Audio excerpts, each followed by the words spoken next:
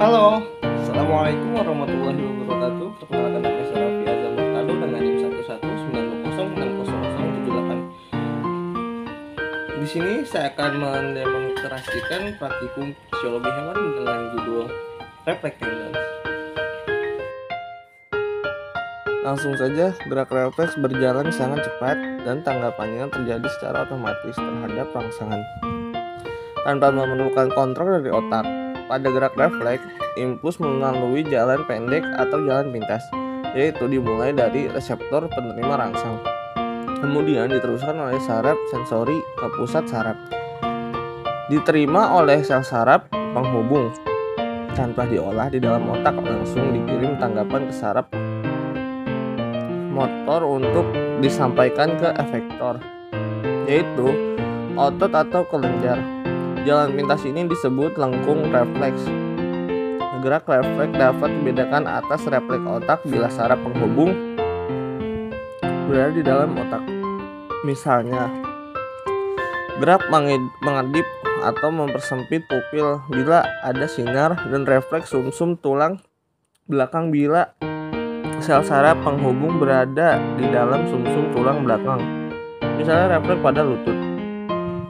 Contoh klasik refleks regang adalah refleks tendon patella atau gneiger reflex. Otot-otot ekstension lutut adalah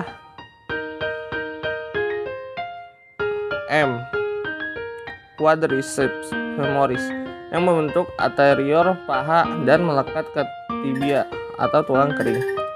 Tepat di bawah lutut melalui tendon patella, pengetukan tendon ini menggunakan sebuah palu karet akan secara pasif meregangkan otot-otot quadriceps dan mengaktifkan reseptor-reseptor kelendongnya. Refleks regang yang terjadi menimbulkan kontraksi otot ekstensor ini, sehingga lutut mengalami ekstensi dan mengangkat tungkai bawah dengan cara yang khas. Refleks patella yang normal mengidentifikasi bahwa sejumlah komponen saraf dan gelombang otot masukan aferen neuron motorik, keluaran eferen neuromusculus, dan otot itu sendiri dapat berfungsi normal. Tujuan pada praktikum kali ini untuk mempelajari reaksi-reaksi pada beberapa bagian tubuh sebagai akibat dari rangsangan. Untuk alat dan bahan, kita menggunakan korek sebagai pengganti pulpen, botol, kursi, handphone, dan senter.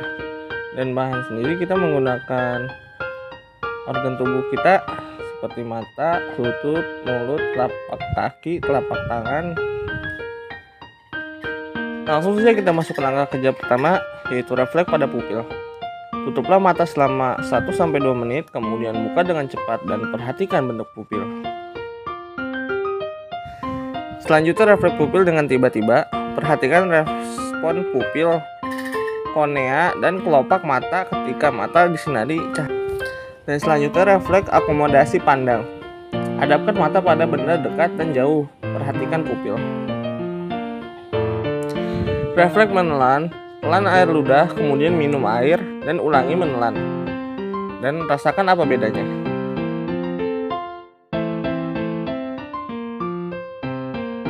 Refleks telapak tangan. Jatuhkan benda pada telapak tangan, perhatikan refleks telapak tangan terhadap benda tersebut.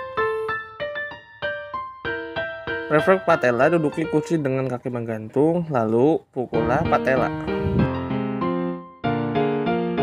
Refleks telapak kaki, gelitik telapak kaki, perhatikan refleks pada jari kaki. Refleks bersin, mengamati aksi yang terjadi pada bersin, kelopak mata, bahu, leher, dan kepala. Termasuk ke pembahasan. Refleks pada pupil. Pupil akan membesar ketika mata dibuka setelah ditutup selama 2 menit. Hal ini dikarenakan pada saat mata dibuka setelah ditutup selama 1-2 menit, mata berusaha menangkap cahaya sebanyak-banyaknya. Oleh karena itu, terjadinya pembesaran pada pupil mata. Refleks pupil dengan tiba-tiba. Pupil akan mengecil ketika disinari lampu cahaya pada handphone. Hal ini dikarenakan pupil berusaha meminimalisir meminimalisir cahaya yang masuk sehingga terjadinya pengecilan pada pupil mata. Refleks akomodasi pandang. Pada saat melihat benda yang jauh, pupil akan membesar, namun ketika didekatkan, pupil akan mengecil.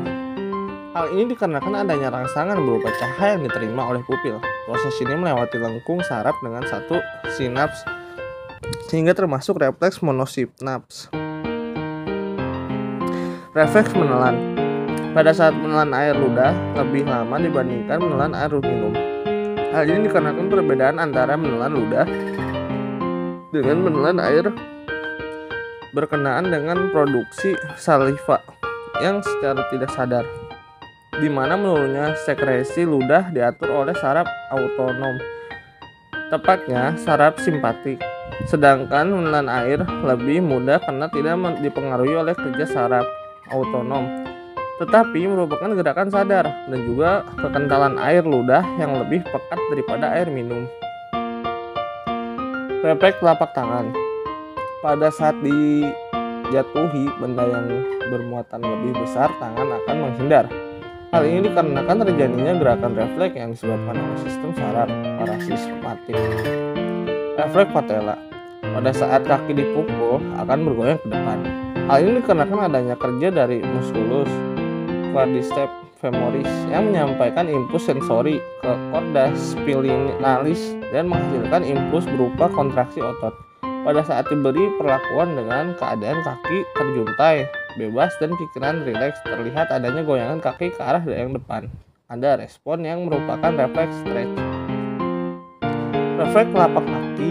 Pada saat telapak kaki ditikik, maka jari pada kaki akan bergerak. Hal ini dikarenakan berkaitan dengan kerja saraf parasimpatis.